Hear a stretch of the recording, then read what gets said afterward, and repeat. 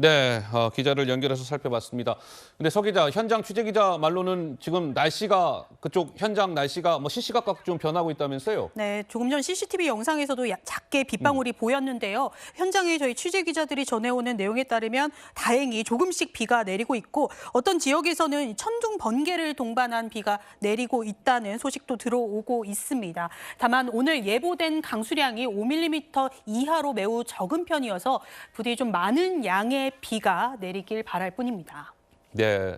천둥 번개가 치는 날씨가 지금 뭐 일부 지역에서는 보이고 있다고 하는데 글쎄요, 좀 함 교수님 저러한 부분들은 진화를 하는 데 있어서 변수가 될 수밖에 없겠네요, 당연히. 왜냐하면 헬기가 비행하는 데도 그렇고 천둥 번개는 거기에 악영향을 미칠 수도 있으니까요. 어떨까요? 네, 그렇습니다. 예. 뭐 헬기 운행이라든가 이런 부분들에 대해서 영향을 분명히 줄 수 있겠고요. 그리고 지금 말씀 주신 것처럼 어느 정도 유의미하게 비가 내린다라고 한다면 산불 진화에 좀 효과적인 도움이 줄 수 있을 것 같습니다. 어쨌든 이제 많은 이제 나무들이 수분을 머금고 있다 보면 그런 부분들 이렇게 좀 저지선을 확보한다든가 거점을 확보하는 그런 부분에서는 어느 정도 유의미한 비가 온다라고 했을 때 예. 분명히 효과가 있을 걸로 보여집니다.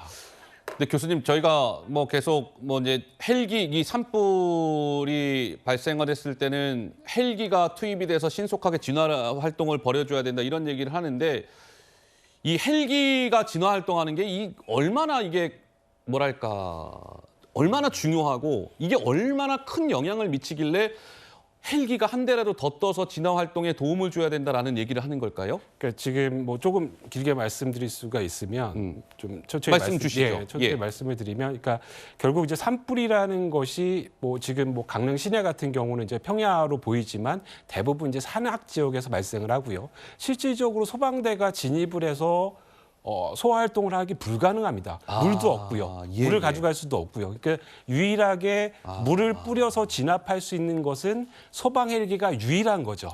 그래서 예, 앞서 예. 말씀드린 대로 소방 헬기를 통해서 뭐 문화재가 있다든가 아니면 주거 지역 뭐 인명이 위험할 그런 상황들을 미리 좀 선제적으로 보호도 할 수 있고요. 예. 그리고 이제 그런 부분들을 어떤 거점으로 해가지고 전략적으로 진압을 하는 그런 가장 효과적인 방법이 지금으로서는 이 헬기를 동원한 진압 방법이 유일하다라고 말씀을 드릴 수가 있겠고요. 예. 그리고 이제 지금 화면에서 보시는 것처럼 제가 아까 그 모두의 5mm 정도는 크게 도움이 안 될 거다. 예. 말씀드린 것 중에 예. 한 가지는 지금 보여지는 화재 형태가 보통 이제 산불 같은 경우에 이제 크게 세 가지입니다. 그러니까 소위 말하는 수관 화재라는 게 있거든요. 그러니까 예. 크라운 화재라고 그래서 나무 꼭대기의 잎부분이 발생하는 겁니다. 그래서 굉장히 확산 속도가 빠르고. 예, 지금 이제 두 번째가 이제 수간화라고 해서 나무 줄기가 타는 겁니다. 중심적으로. 줄기. 네네. 예. 그리고 지금 이제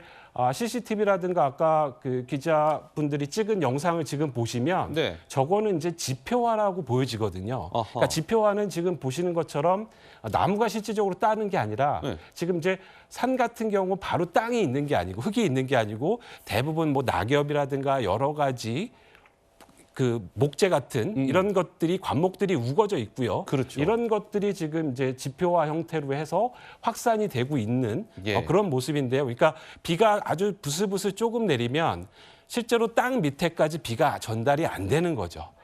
그래서 이제 그런 부분들이 어느 정도 유의미한 정도로 비가 오지 않으면 예. 효과는 이제 제한적이다 이렇게 말씀을 드릴 수가 있는 거죠. 네. 자, 교수님 말씀 중에 지금 시청자 여러분들께서 보고 계시는 이 화면은 조금 전 화재 현장의 영상을 우리 취재 기자가 찍어서 이제 보내준 건데요.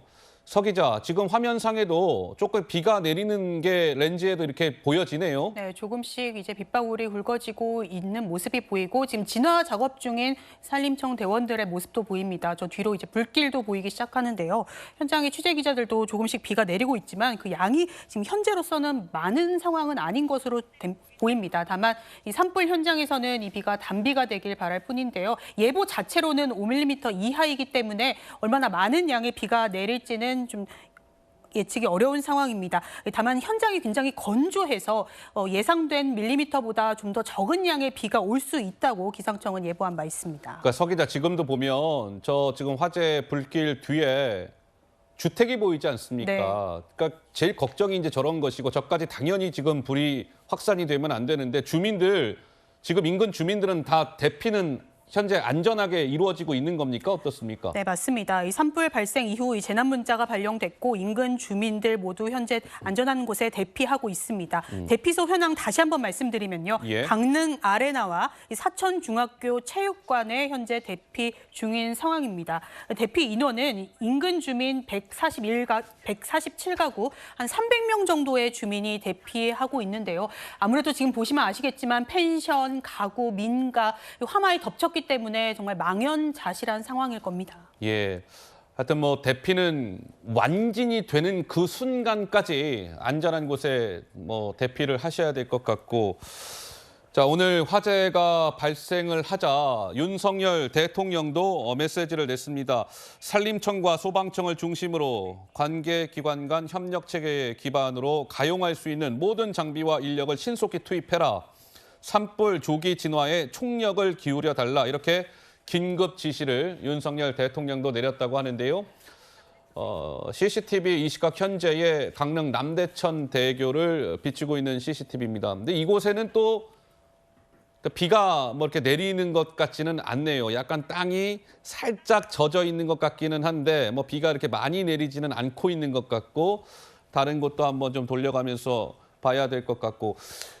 함 교수님, 그러면 65% 진화율이라고 한다면, 그리고 지금의 바람의 상황과 지금의 한 5mm 안팎의 비가 아주 적게 내릴 것 같다라는 걸 감안했을 때, 뭐 이거를 정확하게 예측하기는 힘들겠습니다만, 이번 이 강릉 산불이 완진되기까지는 좀 시간이 많이 걸릴까요? 좀 어떻게 예상이 될까요? 지금 어쨌든 뭐 이 강릉 지방에 광역적으로 좀 비가 내리고 있는 상황이기 때문에 예. 어느 정도는 또 예측한 것보다는 또 빨리 진화가 될 수 있을 것으로도 보여집니다. 그래서 아까 화면 본 그 정도의 빗줄기가 어느 정도 지속적으로 내린다라고 했을 때는 더 이상 이제 확대되는 산불 영향 범위가 확대되는 부분은 이제 현저하게 줄어들 거고요. 예. 그러면 이제 이런 소방 인력이라든가 이런 부분들 더 효과적으로 투입을 할 수 있는 여건이 마련이 되기 때문에 요 정도 상황이라고 하면 또 효과적으로